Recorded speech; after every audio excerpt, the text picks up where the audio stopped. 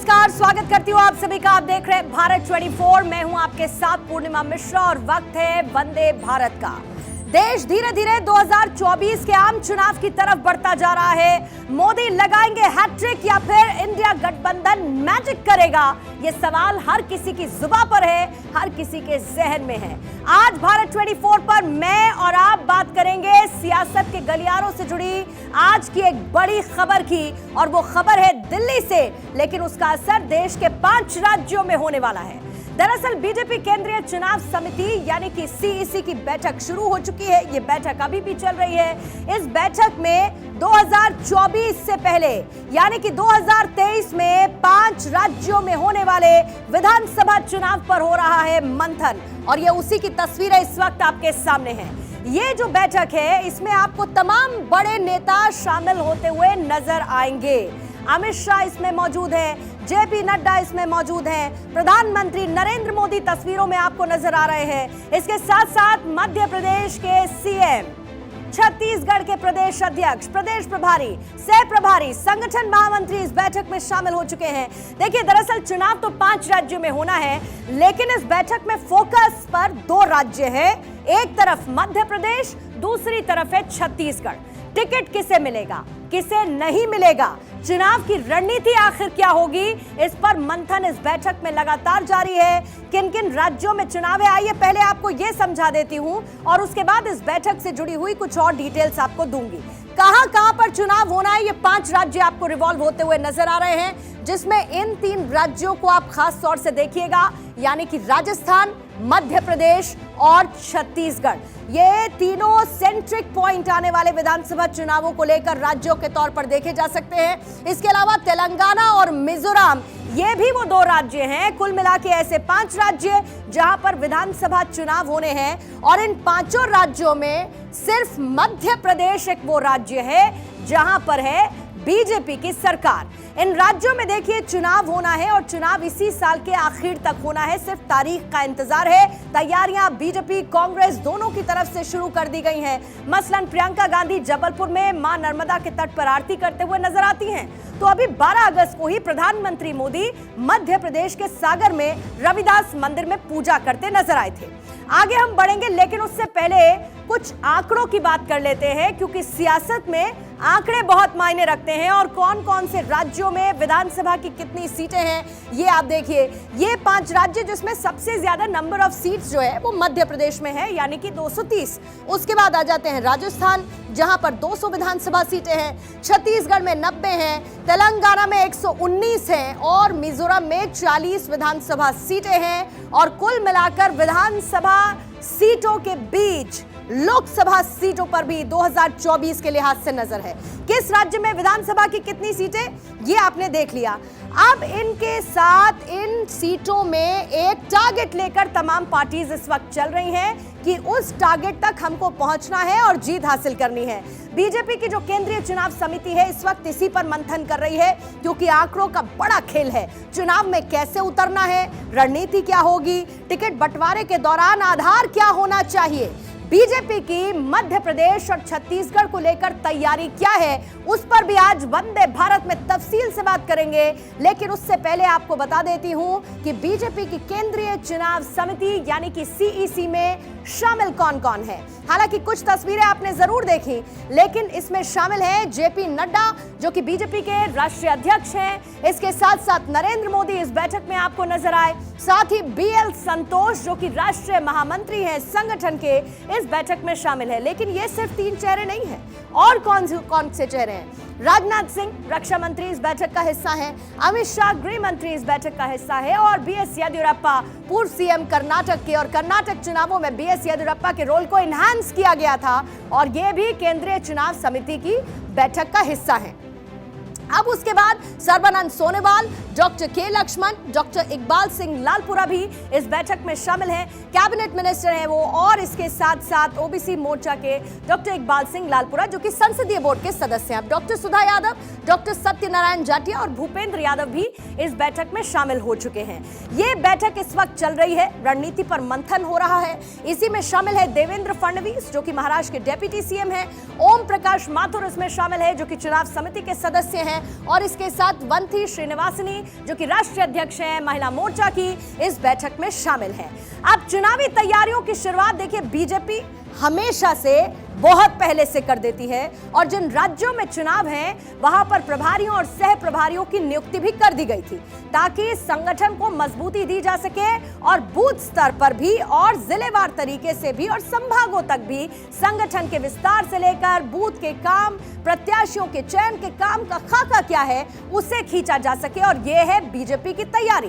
प्रभारियों को नियुक्त करने के काम में जातीय और साथ ही क्षेत्रीय संतुलन का खास ख्याल रखा गया है। जैसे कि मैं मध्य प्रदेश की बात करती हूँ, मध्य प्रदेश में भूपेंद्र यादव को प्रभारी बनाया गया क्योंकि मध्य प्रदेश में 18 से 20 सीटें आती हैं जहां पर यादव वोटर्स निर्णायक होते हैं, डिसाइडिंग फैक्टर होते हैं और यही वजह है कि भूपेंद्र यादव मध्य प्रदेश के प्रभारी नियुक्त किए गए हैं और अश्विनी वैष्णव हैं सह प्रभारी। देखिए इन राज्यों में कौन कौन प्रभारी है आपने देख लिया। भूपेंद्र यादव, मैंने मध्य प्रदेश की बात करी और सह प्रभारी यहां पर बनाया गया है अश्विनी वैष्णव को।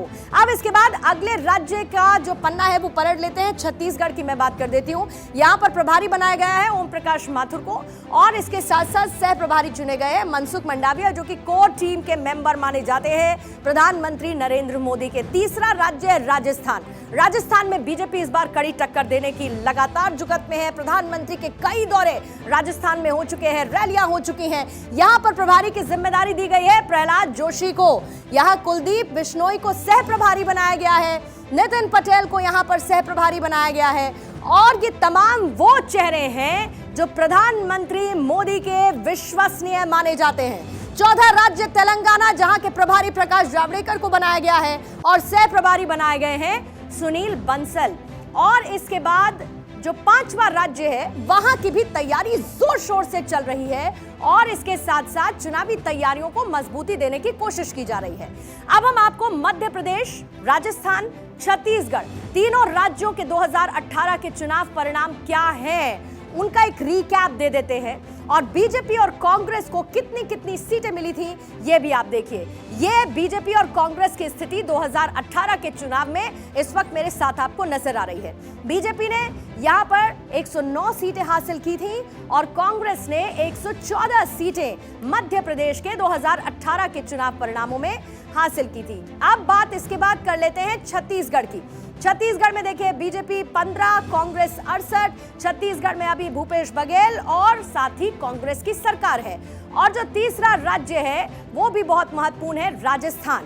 राजस्थान में 2018 के चुनाव परिणाम ये कहते हैं कि बीजेपी ने 73 सीटें और कांग्रेस ने 99 सीटें 2018 के चुनाव में हासिल की थी, जहां पर अभी अशोक गहलोत की सरकार है और बीजेपी राजस्थान को तोड़ना चाहती है, यानी कि राजस्थान में अपनी पकड़ को मजबूत करते हुए कांग्रेस के किले को भेदना चाहती है।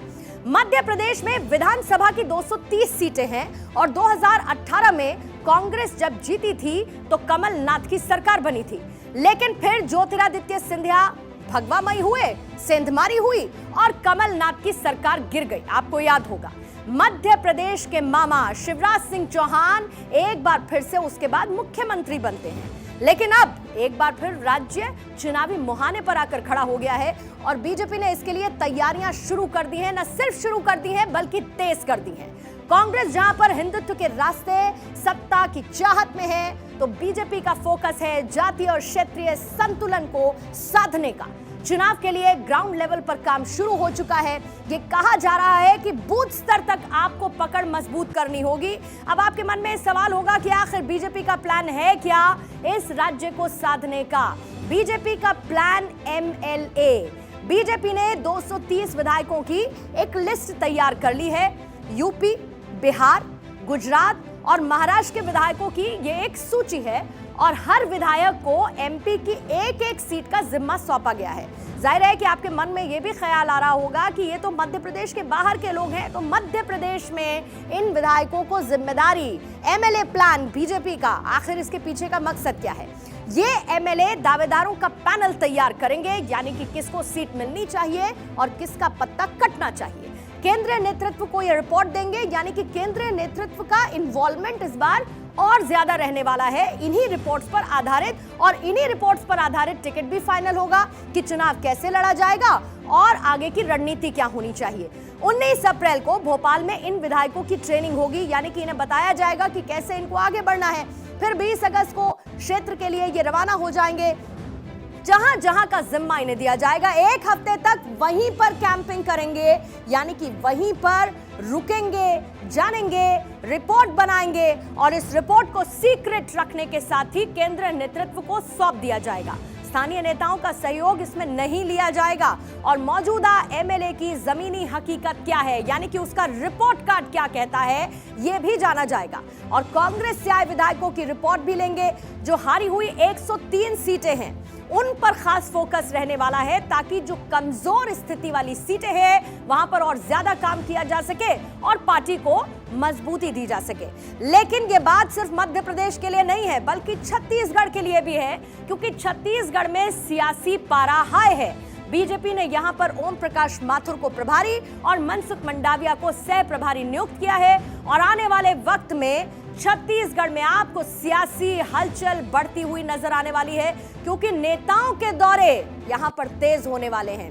किस तरीके से आगे बढ़ेगी छत्तीसगढ़ की राजनीति और कैसे उसका सियासी पारा हाई होगा, तारीखें और नाम आप देख लीजिए। तारीख होगी 20 अगस्त की, रायपुर में, यानी छत्तीसगढ़ की राजधानी में मौजूद होंगे गृह मंत्री अमित शाह मोर्चा संभालते हुए।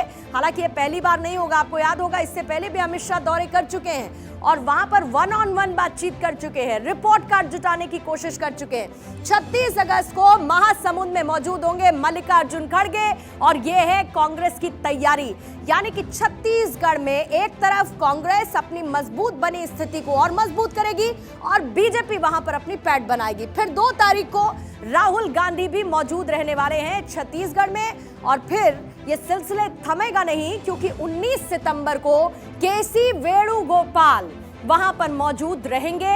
ये है बीजेपी और कांग्रेस की तैयारी छत्तीसगढ़ राज्य को लेके। अब आपको पीछे लिए चलती हूं। 5 साल पहले आज ही के दिन पूर्व प्रधानमंत्री अटल बिहारी वाजपेयी का निधन हुआ था। बहरहाल इस खबर पर मैं आपको डिटेल्स दूंगी, लेकिन उससे पहले ये तस्वीरें आ चुकी हैं। ये तस्वीरें जो हैं वो चुनाव समिति की बैठक की हैं, जिसका अभी हम जिक्र कर रहे थे और जिसकी पूरी डिटेल्स मैंने आपको दी कि केंद्रीय चुनाव समिति की बैठक को लेकर आखिर बीजेपी की तैयारी क्या है। और आइए अब दूसरी खबर का रुख करेंगे। 2024 की जंग प्रबल जरूरी है अटल, ये सवाल मैं क्यों उठा रही हूं, इसके लिए आपको थोड़ा पीछे जाना होगा। 5 साल पहले आज ही के दिन पूर्व प्रधानमंत्री अटल बिहारी वाजपेयी का निधन हुआ था।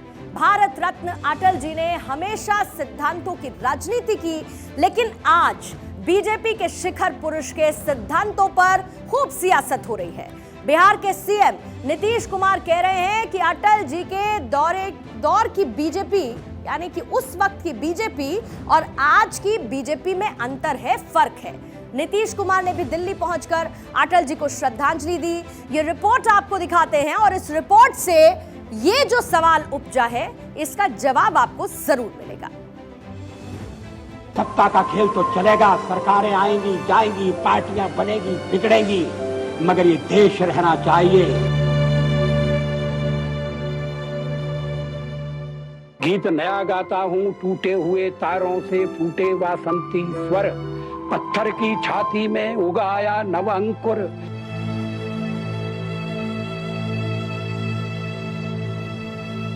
तुम जीवित थे तो सुनने को जी करता था, तुम चले गए तो गुनने को जी करता है।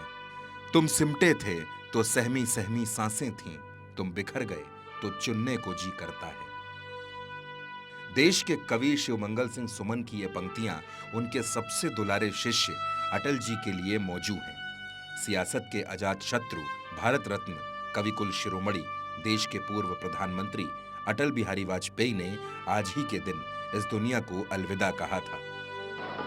अगणित बलिदानों से अर्जित यह स्वतंत्रता, अगणित बलिदानों से अर्जित यह स्वतंत्रता, शिव स्वेद शोणित से सिंचित यह स्वतंत्रता, त्याग तेज तप बल से रक्षित यह स्वतंत्रता, दुखी मनुजता के हित अर्पित यह स्वतंत्रता। करीब 7 दशक तक देश की सियासत में सक्रिय रहने वाले अटल जी खुद से सहमत और असहमत दोनों ही वर्गों में लोकप्रिय थे।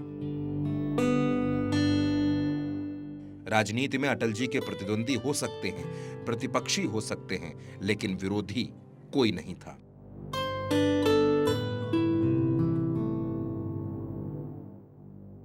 जवाहरलाल नेहरू से लेकर सोनिया गांधी तक के दौर की सियासत को देखने वाले अटल जी के प्रशंसकों की तादाद, समर्थकों की फहरिस्त और दोस्तों की सूची बेहद लंबी थी। और देखिए, इस रिपोर्ट को फिलहाल बीच में रोकते हुए इस वक्त की ब्रेकिंग न्यूज आपको बता दें। रॉबर्ट वाड्रा की अग्रिम जमानत के खिलाफ एक अर्जी दाखिल हुई है। ईडी ने मनी लॉन्ड्रिंग केस में ये जमानत, अग्रिम जमानत के खिलाफ रॉबर्ट वाड्रा को लेकर एनफोर्समेंट डायरेक्टोरेट की तरफ से ये अर्जी दी गई है और ईडी ने दिल्ली हाई कोर्ट में इस बाबत अर्जी दी है। ईडी ने जमानत शर्तें पूरी नहीं करने की दलील, जमानत को रोके जाने के लिए, अग्रिम जमानत को रोके जाने के लिए दलील दी है और इसके साथ साथ ये अर्जी दिल्ली हाई कोर्ट में एनफोर्समेंट डायरेक्टोरेट, प्रवर्तन निदेशालय की तरफ से मनी लॉन्ड्रिंग मामले में रॉबर्ट वाड्रा को लेकर दी गई है। रॉबर्ट वाड्रा की तरफ से जो अग्रिम जमानत की याचिका थी, उसके खिलाफ ईडी की तरफ से दिल्ली हाई कोर्ट में यह अर्जी दी गई है। ईडी ने शर्तों का पालन नहीं करने का आरोप लगाया है।